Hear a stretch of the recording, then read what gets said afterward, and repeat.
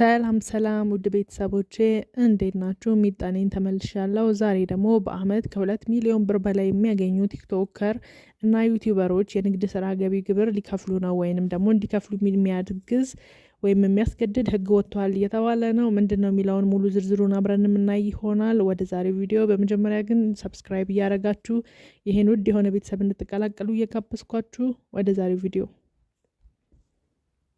እንደ ቲክቶክ እና ዩቲዩብ ካሉ የማህበራዊ ሚዲያ መድረኮች በአመት ከ2 ሚሊዮን ብር በላይ ገቢ የሚያገኙ የዲጂታል ይዘት ፈጣሪዎች እንቅስቃሴያቸው በንግድ ስራነት ተቆጥሮ ግብር እንዲከፍሉ የሚያደርግ ረቂቅ ህግ ተዘጋጀ።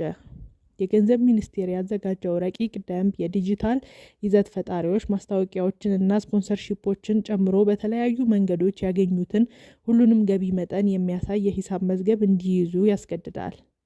ኢትዮጵያ ውስጥ ጥቂት ለማይባሉ ወጣቶች የገቢ ምንጭ በሆነው የዲጂታል ይዘት ፈጠራ የሚገኝ ገቢ ላይ ታክስ የሚጣልበት ሁኔታ በዝርዝር የተቀመጠው የገንዘብ ሚኒስቴር ባዘጋጀው የገቢ ግብር ረቂቅ ደንብ ነው። የዲጂታል ይዘት ፈጣሪዎች ለመጀመሪያ ጊዜ የገቢ ግብር ከፋይ ዝርዝር ውስጥ የገቡት ባለፈው አመት ሐምሌ 2017 ዓ.ም በጸደቀው የገቢ ግብር አዋጅ ነው። አዲሱ ረቂቅ ህግ በአዋጁ ላይ የተቀመጡት ድንጋጌዎች የተመለከቱት ዝርዝር ጉዳዮችን የያዘ ነው። ከ5 ወራት በፊት የጸደቀው አዋጅ ከዲጂታል ይዘት ፈጠራ ገቢ የሚያገኝ አንድ ግለሰብ ወይንም ድርጅት ግብር መክፈል እንዳለበት ደንግጓል።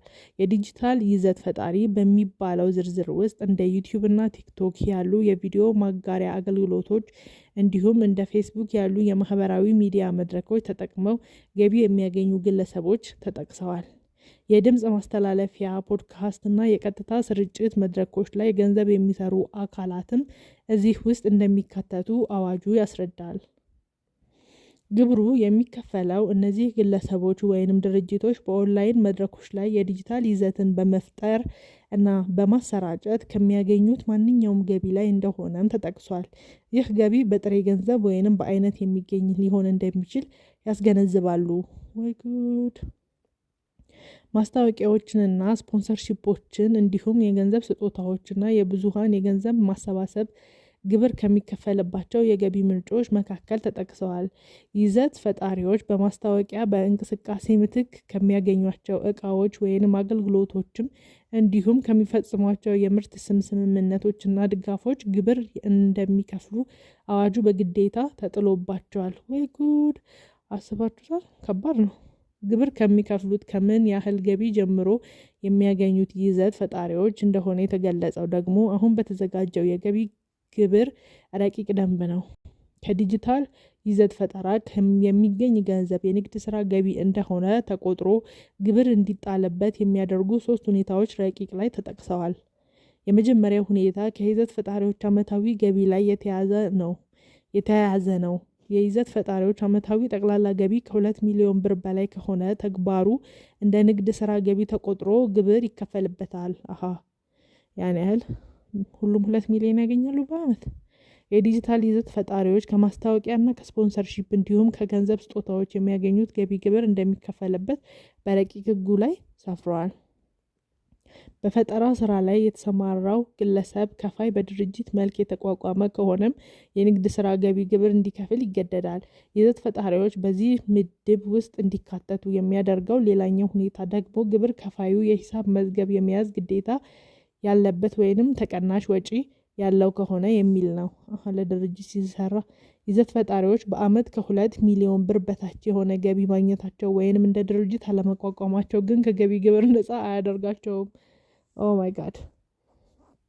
እነዚህን ሁኔታዎች የማያሟሉ ከሆነ ሌሎች ገቢዎች የሚለውን ምድብ ውስጥ ገብተው ከጠቅላላ ገቢያቸው 15% የመክፈል ግዴታ እንደሚኖርባቸው ባለፈው አመት ለጸደቀው አዋጅ የተዘጋጀውን ማብራሪያ ላይ ተገልጿል። በጣም ከባድ ነው። የንግድ ስራ ገቢ ግብር የሚለው ምድብ ውስጥ የሚገቡ ይዘት ፈጣሪዎች ከገቢ መረጃና መዝገቦች ጋር ተያይዞ ግዴታዎች አዲሱ ረቂቅ ህግ ይጣልባቸዋል። ይዘት ፈጣሪዎች ከአገር ውስጥም ሆነ ከውጭ ምንጮች በአይነትም ሆነ በጥሬ ገንዘብ ያገኟቸውን ገቢዎች የተመለከተ ትክክለኛና የተሟላ የሂሳብ መዝገብ መያዝ ይኖርበታል። በስማም ስንት አንበሳ ወረደለት ስንት እንትን ወረደለት ተብሎ ሊታሰብ ነው በገቢዎች። በዚህ የሂሳብ መዝገብ ውስጥ ከማስታወቂያዎች፣ ስፖንሰርሺፖች፣ ከደንበኝነት ምዝገባዎች እና ከሌሎች ምንጮች የተገኘ ገቢ የሚያሳዩ መግለጫዎች ማካተት እንደሚኖርባቸው ረቂቅ ዝርዝር ይህ መግለጫ ከዲጂታል አገልግሎት መድረኮች የተገኘ መሆኑን እንዳለበት አክሏል። ወይ ጉድ!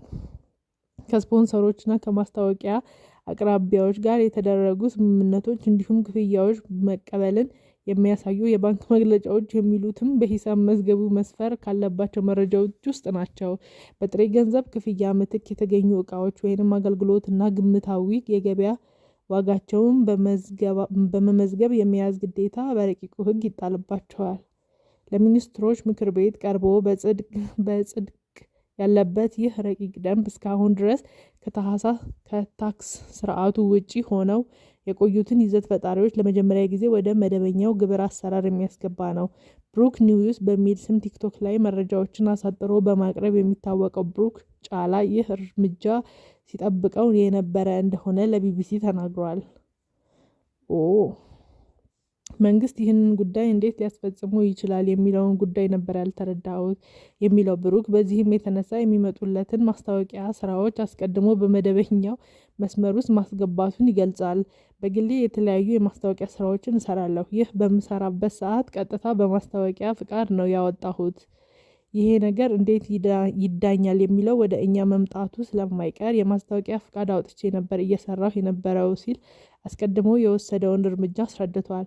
የማህበራዊ ሚዲያ ይዘት ፈጣሪዎች ማህበር ለማቋቋም እየተንቀሳቀሱ ካሉት መስራቾች አንዱ የሆነው ብሩክ እንደሚገልጸው የማህበራዊ ሚዲያ ስራዎች አገራችን ላይ ካለው የስራ እድል አንጻር ጥሩ ገቢ ያስገኛል። የተቋማትን ምርትና አገልግሎት ማስተዋወቅ እንዲሁም በቀጥታ ስርጭት ላይቭ ወቅት የሚሰጡ ወደ ገንዘብ የሚመነዘሩ ጊፍቶች ቲክቶክ ላይ ገቢ ከሚገኝባቸው መንገዶች መካከል እንደሆኑ ይጠቅሳል። በይዘት ፈጠራ ገቢ እያገኙ ያሉ ወጣቶች እዚህ ደረጃ ላይ ደረሱት ስራ በሌለበት አካባቢ ውስጥ ሆነው እነዚህን የማህበራዊ ሚዲያዎች መድረኮች በመጠቀም እንደሆነ ያስረዳል። እዚህ የደረሱት ለማለት ነው። ብሩክ የዲጂታል ይዘት ፈጣሪዎች ወደ ግብር ስርዓት መግባታቸውን የሚደግፈው ጉዳይ ቢሆንም በረቂቅ ላይ የመነሻነት የተጠቀሰው 2 ሚሊዮን ብር አመታዊ ገቢ በጣም ትንሽ ነው የሚል ምልከታ አለው። እንዴት ከዛ በላይ ያገኛሉ ማለት ነው? የማህበራዊ ሚዲያ ይዘት ፈጣሪዎች ደረሰኝ የማያገኙባቸው እና እንደ ወጪ የማይቆጠሩ ተያያዥ ወጪዎች እንዳሉባቸው ይናገራል። በየትኛው ሚዲያ ላይ የሚንቀሳቀስ ይዘት ፈጣሪ በጣም ብዙ የሚባሉ ወጪዎች አሉበት።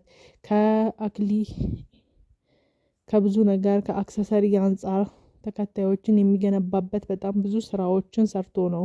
2 ሚሊዮን በጣም ትንሽ ነው ብሏል። ምናልባት ከፍ ብሎ በአመት ከ5 ሚሊዮን ብር በላይ የሚያገኙ ሰዎች ግብር ስርዓቱ ውስጥ ቢገቡ ባይነኝ ሲል የተሻለ የሚለውን አማራጭ ጠቁሟል። በጣም ከባድ ነገር ነው ይሄ። ግን ብቻ ቲክቶከሮቻችን ግብር ሊከፍሉ ነው ማለት ነው ከዚህ በኋላ። ይህን ይመስል ነበር ቢቢሲ ያወጣው ዜና። ወዳችኋለሁ። ባይ። ሰብስክራይብ እያደረጋችሁ